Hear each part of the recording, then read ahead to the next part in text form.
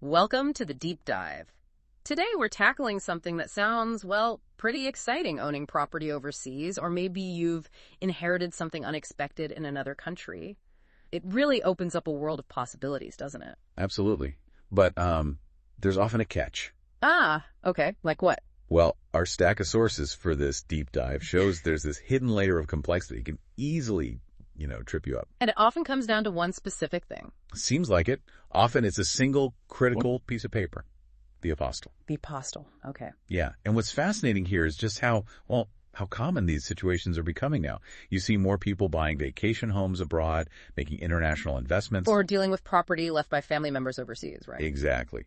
And while the idea is really appealing, the legal framework, especially making sure your documents are actually accepted, that's where things can get complicated fast. So our mission today is to kind of unpack these sources. We want to figure out why this little stamp, this apostille, can be the absolute key.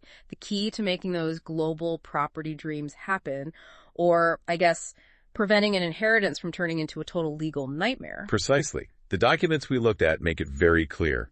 When you're dealing with real estate or inheritance across borders, foreign governments have specific legal hurdles. And a really big one is document authentication. Authentication. Without the right authentication, your documents can just be rejected outright. And that rejection, it's not just a small inconvenience, is it? Oh, not at all. Yeah. As our sources highlight, that rejection can lead to frustrating delays. Sometimes even devastating ones. Like what kind of delays? We're talking about potentially losing months, maybe even losing a whole deal entirely. Wow. Which obviously translates into significant financial loss. Right. So for anyone navigating this, particularly, let's say, property owners or investors right here in Massachusetts dealing with overseas assets, well, understanding this authentication requirement is just paramount. It's key to avoiding serious legal roadblocks. Okay, so let's dig into that mechanism, this authentication. Our sources talk about the apostille. What exactly is that, and why is it the standard for these kinds of international transactions? Well, the core idea, as defined in the source material, is that an apostille is a specific type of certification. It basically verifies the legitimacy of a U.S.-issued document, but specifically for use in countries that are members of the Hague Convention. The Hague Convention. Why is that the important part? That's where it gets interesting.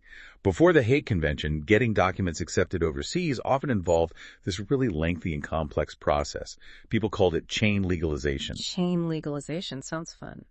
Not really. You'd have to get your documents certified by a local official, then maybe the state, then potentially the U.S. Department of State, and then you'd have to take it to the embassy or consulate of the foreign country here in the U.S. for their certification too. Wow. That sounds incredibly tedious, like multiple steps, multiple offices. It was. Extremely. So the Hague Convention, which is an international treaty, was created to simplify all of this. For countries that signed the treaty, that entire chain is replaced by just one certification, the apostille. Just one? Yeah, issued by a designated authority in the country where the document came from. It's essentially an internationally recognized stamp of authenticity. Okay. So that single apostille stamp is kind of the shortcut. It makes the document valid in all those Hague member countries. Precisely. And our sources give some concrete examples of places where you'll definitely run into this requirement for real estate or inheritance. Like where? Places like Spain, Mexico, Italy, France, the UAE. These are all common destinations where you'd likely need documents apostilled. Okay. And the sources also detail when specifically you're going to need this. It's not just for the final closing paperwork, is it? No, definitely not. If we connect this to the bigger picture of international property dealings, these requirements pop up at multiple stages and for all sorts of documents. Such as? Okay, so if you're buying property abroad, you'll probably need apostille proof of identity, like a copy of your passport, maybe even your birth certificate, financial records too, bank statements showing you have the funds, perhaps tax records. These might need apostilles.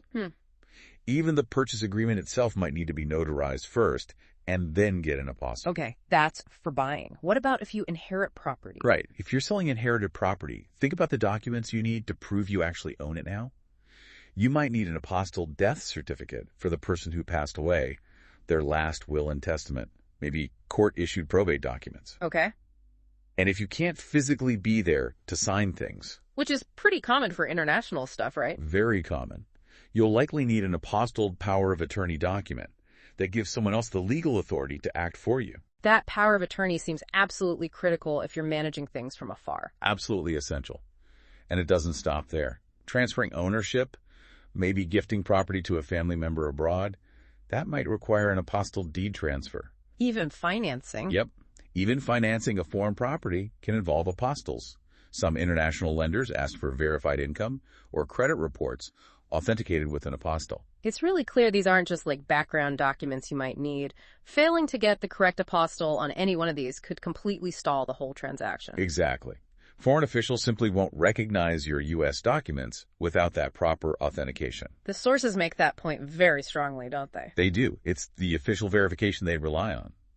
Without that apostille, the document is, well, essentially useless in their legal system. Okay. So how does someone actually get an apostille? The sources lay out a process, but it sounds like it's not always simple. Yeah, it's definitely not just one quick step. Based on the sources, the process typically involves several stages. First, you have to figure out exactly which documents need an apostille for your specific situation and the specific country you're dealing with. Right, because it varies. It can, yeah. This is where checking with your foreign lawyer or your real estate agent over there is really crucial. Their local requirements dictate what's needed. Makes sense. And then the documents themselves, they need some prep work before they even go for the apostille. Correct. Step 2 involves what you might call pre-certification. Some documents, like many power of attorney forms or contracts, need to be notarized by a U.S. notary public. Since our sources focus on Massachusetts, that would be a Massachusetts notary public. Okay, notarization. But other documents, especially official government or court records, think birth certificates, marriage certificates, death certificates, or maybe probate records from, say, the Massachusetts Probate and Family Court, those might first need a separate certification from the agency that issued them before they can even get an apostille. Ah, okay. So notarization for some things, specific agency certification for others. Got it. Then what? Then comes the actual apostille application. This is handled by a designated authority. Now, for documents issued by a U.S. state like Massachusetts state court records or documents notarized by a Massachusetts notary, the apostille comes from the Massachusetts Secretary of the Commonwealth's office. Okay, the Secretary of the Commonwealth here. Right.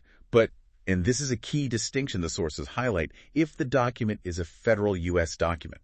Like what? Like an FBI background check, which is often required for property purchases or residency abroad. Ah, okay. For that, the apostille has to be processed by the U.S. Department of State, down in Washington, D.C. That's a really crucial detail. State documents go to the state office, federal documents go to D.C. You got to get that right. Absolutely critical. Get it wrong, and it just gets rejected. Okay. So pre-certify or notarize, get the apostille from the right state or federal office. Is that it? Almost.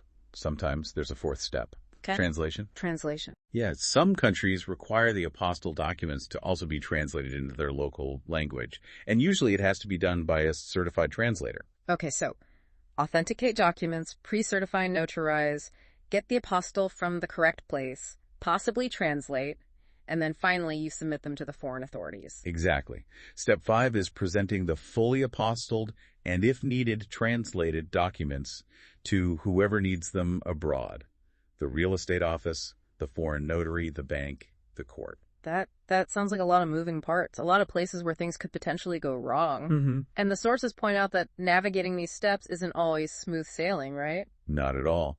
Adding this whole apostille layer to an already complex international real estate or inheritance deal, well, it brings its own set of challenges. The sources list several common pitfalls. Like, what are the big ones?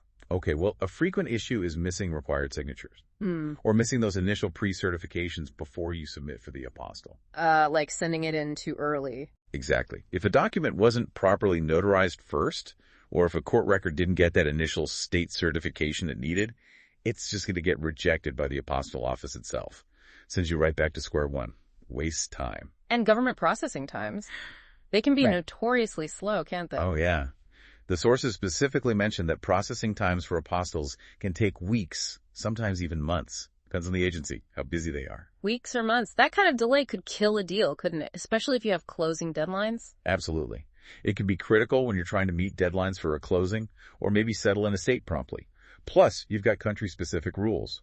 While the apostille simplifies things for Hague Convention countries, some nations still require additional steps after the apostille. Like what? More certifications. Yeah, sometimes they require getting the document certified again by their consulate or embassy here in the U.S. It's called consular legalization. That's another layer. And, as you mentioned, translation issues. If the translation isn't done correctly by a certified professional they recognize, that can also cause delays or outright rejection. So, handling all of this on your own, especially if you're not familiar with the nuances like which document needs which pre-step or which office to send it to, state or federal, or the specific rules of the foreign country, it sounds incredibly time-consuming and kind of overwhelming. It definitely can be. It requires serious attention to detail, understanding different bureaucratic processes, which aren't always logical, and the ability to track everything through potentially slow government channels. It's a lot to manage. Okay, so this brings us to the so what part. For someone facing these hurdles, if the process is that complex and prone to costly delays, what's the recommended course of action based on our sources? Well, the sources make a pretty strong case that given this complexity, especially with something as high stakes as real estate or inheritance, trying to navigate the apostille process yourself can really cost you significant time, potentially a lot of money if errors happen or delays mount up. So DIY might not be the best approach here. Probably not, unless you really know what you're doing. The sources explicitly suggest that working with a trusted apostille service is a good way to, help eliminate these potential delays and ensure your crucial documents are handled properly. So basically, hire an expert, someone to manage this specific, complicated piece of the puzzle for you. Precisely. The idea is that expertise in this area can save you from those common pitfalls we just talked about, the missed steps, the wrong offices, the delays.